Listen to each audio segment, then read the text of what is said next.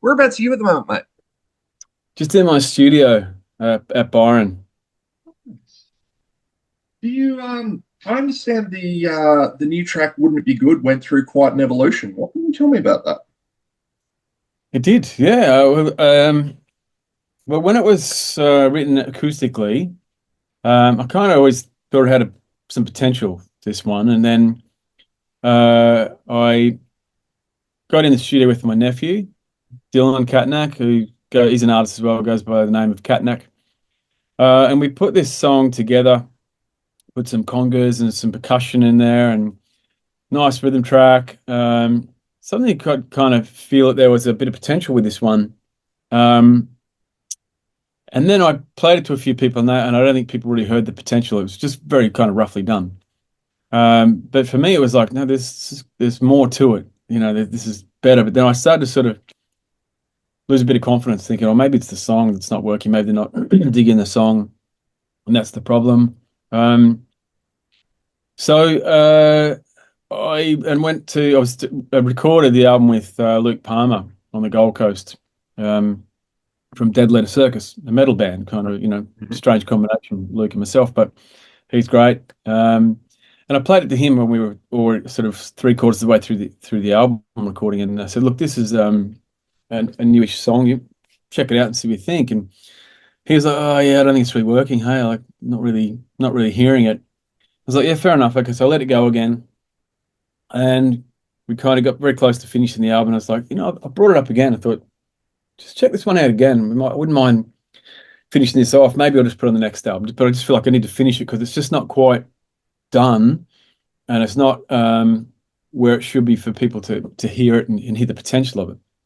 So we got it out again, and he just put the bass line down, and suddenly, the song just started to come together. But I still was kind of like not sure this is going to be right.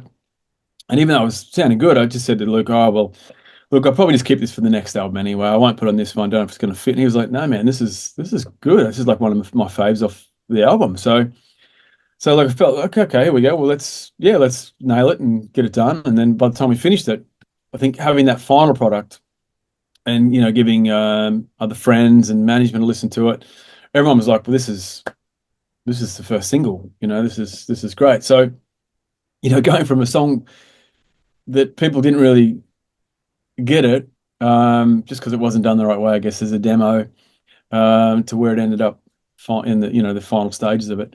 Um, Two different songs, I guess. And you just got to still, as the artist, you got to still believe that. Look, it's a good song lyrically. The groove's great, a lot of nice elements to it. But as we did things, like this bass line, the keyboard solo, things like that, they just really started bringing the song even more to life. It was that's what sort of made it work. But yeah, I didn't think it was going to be on this album.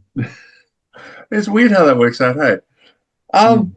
Mate, I was first a music journo in Tassie between '05 and '08. I used to write for I used to be the sub editor for a street press. So I almost guarantee that you and I have probably done a phoner that neither of us Yeah, can remember in the probably. past. For sure, yeah. Yeah, yeah. Then I think back to that period, and how different it was. And we used to have the Falls Festival in Marion Bay over New Year's, so we would just Yep, have all of yep. these great singer-songwriters, and I swear I interviewed almost all of them.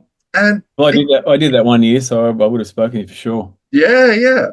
Um, how have you seen the Australian music scene change since the start of your career?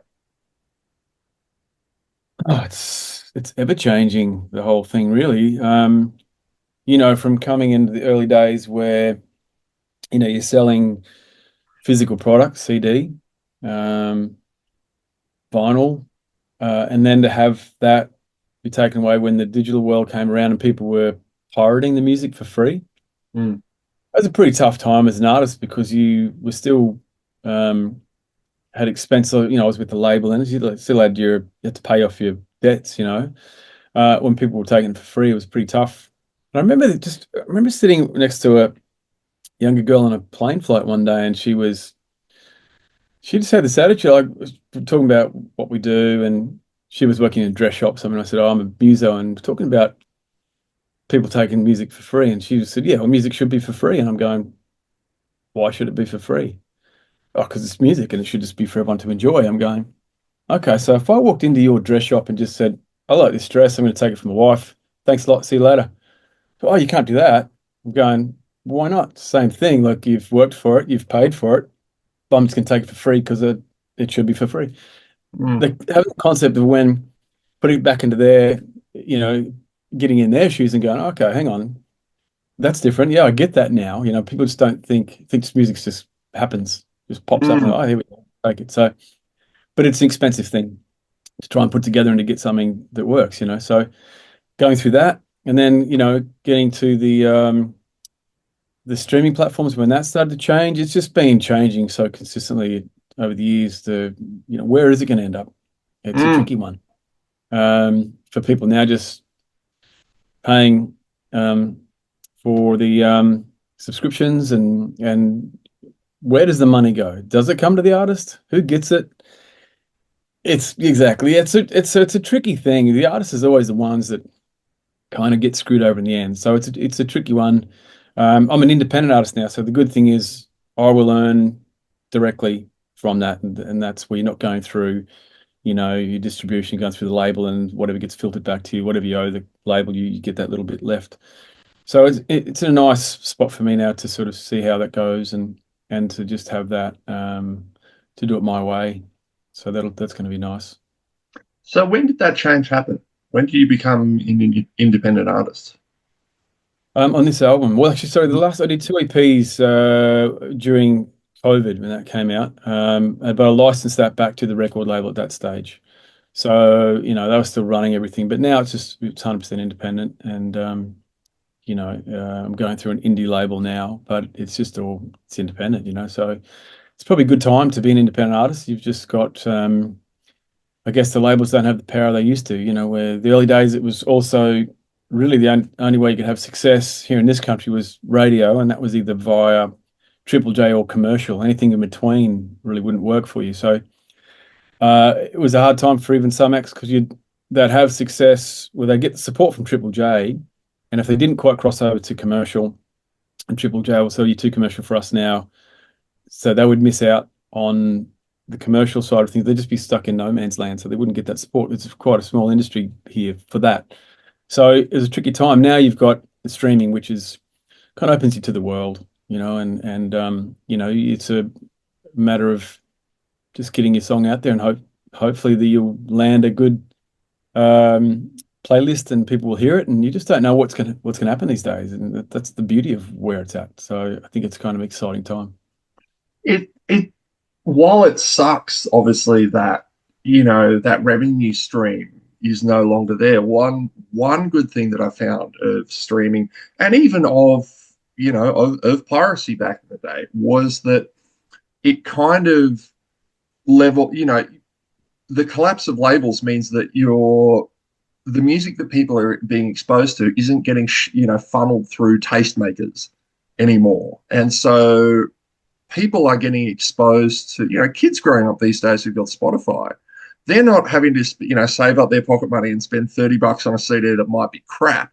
They're Yeah. hearing, they have access to everything all at once. And so you having this just incredibly diverse music coming out Yeah. of, crazy inspirations. It's weird. Well, as I say, I mean, you know, like you got the guys who were the tastemakers. They would control what music was going to go out there and where it would be released and how it would happen, and that was very difficult for independent artists to compete against that years ago.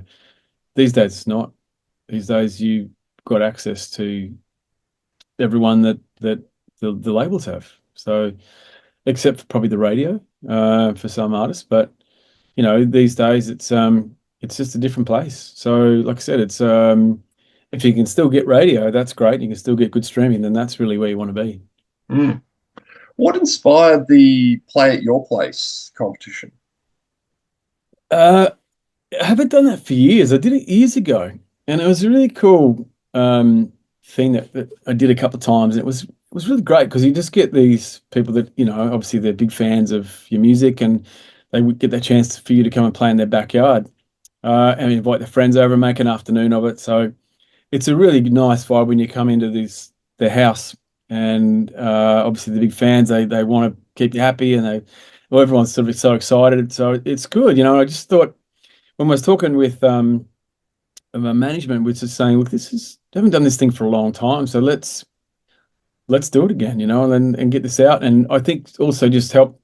I'm independent now, so this is a different way to try and get out there, and you're just marketing your music. So me being the label, so it's a good way for people to talk about it and to try and hear the new song and join the mailing list, so they can actually keep up to speed with what's coming out, where I'm touring, and you got that direct contact now with your fans direct, to try and get them to the mail out. Yeah. So in the time that you've been doing this, what are some of the most enduring friendships you've made over your career as a musician, and why? Oh, I think everyone who's involved in the music industry loves music. We're all on the same track there, aren't we? We love talking about music, we love playing it live, we love going to see live music. So I've got some great mates that I've been touring with over the years for 20 years now, that are like my family, that you're very close to. You share that stuff on the road, and you're living together, and you're playing live together and experiencing that. Um, Teaming up with other acts and songwriting together and having those experiences, writing songs, recording songs. You just have those moments like everyone would at their workplace. What they do, how they meet, and how they mix with their workmates.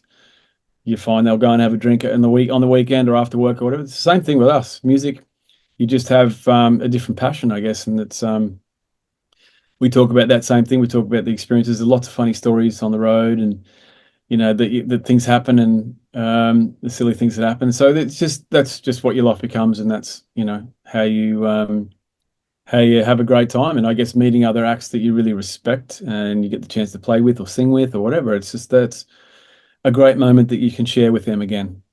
Yeah. So you're about to tour. What are Pete Murray's touring essentials? Like, what do you never leave the home without? I pretty much have my bag packed with toothbrush, toothpaste, deodorant. Nothing worse than being on the road without those things, I think. Just having stinky armpits. You don't want that. So that just stays in my bag the whole time, pretty much. What else? I mean, you got your basics like, spare socks and jocks, very important as well. Keeping clean. But I think that's the main thing, and just a computer, so I'm able to keep up to date with emails and things like that. Yeah, yeah. So what is coming next is a bit of a signature question for me, and it is designed to be completely silly, so you enjoy this.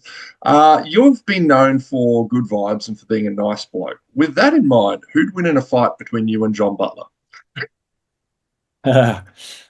Oh, gee. I reckon he'd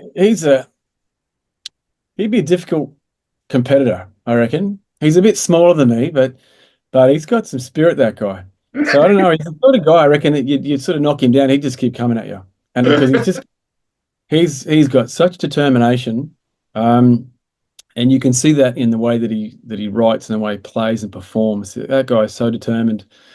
I'd reckon I'd just throw the towel in after a while, after he keeps coming back at it. Okay, mate, you win. You can have it. But he wouldn't stop. But he's great. He's a good mate. I love the guy's music. Incredible guitarist. Watching him play live, when he does the stuff on the guitar.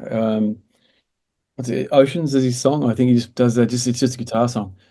I saw him play at the Blues Festival one time, and he just has the crowd in the palm of his hands. It's amazing to watch. He's really incredible. But he's not just a guitarist. Like, he's a great songwriter. He's written some really great songs over the years, and very, very talented man, and one guy that I particularly don't want to fight, because I think he's more of a lover than a fighter. But yeah, so yeah, Yeah. I'll let him go. I'll pass on that fight. There's a track that they do called Take, which is just phenomenal guitar work and just these incredible rhythms. Like he was great to see live. I remember fond memories of seeing him at Falls back in the day.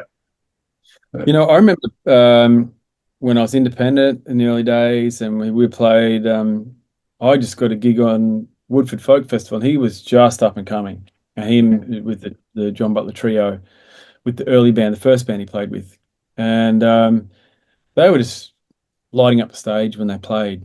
So you know, I remember being there, and I remember bumping into him later, a couple of days later at the festival, just walking around. I was just, man, that was your set was incredible. You know, he didn't. I was not Pete Murray back then. I was just Mm, Pete Murray. mm. But to watch him, you know, and to play with him, he sort of sets the bar at you know, whenever I'm playing with him on the same stage, it's like, okay, band, we've got to step up to be at that level. You know, you can't be under these guys because they are so good. And he makes you perform well, makes you play well. So, because that's like I talked about his determination and how he plays, it's pretty impressive. Yeah. Yeah, I can't help but notice that as you get older, you've still got great hair, which I find very annoying. Uh, what are the the drawbacks of being a handsome specimen? Look, I'm hanging in there, mate. I work hard. I work hard. I eat well, and I think that's the biggest thing of kind of staying young. I did a show the other day in Sydney a couple of weeks ago, and one of the promoters there going said to my tour manager, "Man, does Pete Murray does he grow and old at all? You know?" But I think you know, live in Byron Bay. The food here is healthy. We eat really well. Pretty much all organic food, and mate, I get to the gym as much as I can to try and just keep fit, and I'm getting back into surfing again now. So all those things where you're just outdoors, you're keeping fit, you're eating well, it makes a big difference to you. You know, I don't think I'm ever going to go bald. Like my hair's very, very, very thick, and Mm. you know, it's going to be pretty good, solid hair for years to come, I think. Good man. Pete, this has been awesome, mate. Thank you very much for your time. Apologies for the mix up with daylight savings and all that. But Oh, right. It annoys me actually. Just with we get two young girls at the moment too, and it's such a pain just to change that. And just getting flights across the border, Queensland, back here, it's like, well, I've got to catch a flight at 10. What's that? I've got to, you know. So the whole time you're just like, going, what is going on? So joy. I know families that they've got kids, one kid in Queensland school and one kid in New South Wales school. Oh, So pick up and drop off in the morning is like ridiculous. It's a 2 hour thing, you know. Not that bad. awesome. All right, mate. Be good. Enjoy the Thanks, Tom. tour, and well done on the new single, mate. Have a great day. Thanks, Tom. Cheers, mate. Thank you. No Bye. worries.